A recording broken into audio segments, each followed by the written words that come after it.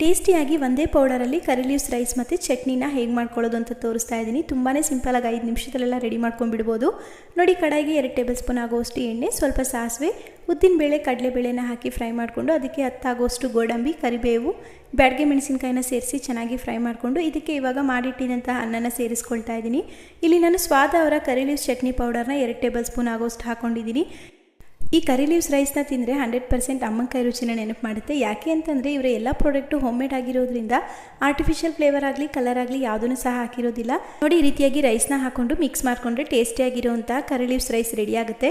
ಇದೇ ಪುಡಿ ಉಪಯೋಗಿಸ್ಕೊಂಡು ಚಟ್ನಿ ಯಾವ ರೀತಿ ಮಾಡೋದು ಅಂತ ನೋಡೋಣ. ತೆಂಗಿನಕಾಯಿ, ಬೆಳ್ಳುಳ್ಳಿ ಹಾಗೆ ಸ್ವಲ್ಪ ಹುಣಸೆಹಣ್ಣು, ಸ್ವಾದ ಅವರ ಕರಿ ಲೀವ್ಸ್ ಚಟ್ನಿ ಪೌಡರ್ನ 1 ಸ್ಪೂನ್ ಹಾಕ್ಕೊಂಡು ಸ್ವಲ್ಪ ನೀರನ್ನು ಸೇರಿಸಿ ರುಬ್ಕೊಂಡ್ರೆ ಇನ್ಸ್ಟೆಂಟಾಗಿ ನಮಗೆ ಚಟ್ನಿ ರೆಡಿ ಆಗೋಗುತ್ತೆ. ಇದು ಒಂದೇ ಚಟ್ನಿ ಪುಡಿ ಅಲ್ಲದೆ ಬೇರೆ ಬೇರೆ ರೀತಿಯಾದ 7 ಥರದ ಅವ್ರ ಹತ್ರ ಚಟ್ನಿ ಪುಡಿ ಅವೈಲೇಬಲ್ ಇದೆ. ಇದಿಷ್ಟೇ ಅಲ್ಲದೆ ತೊಕ್ಕು ಹಾಗೆ ಉಪ್ಪಿನಕಾಯಿ ಸಹ ಅವೈಲೇಬಲ್ ಇದೆ. ತುಂಬಾ ಚೆನ್ನಾಗಿರುತ್ತೆ.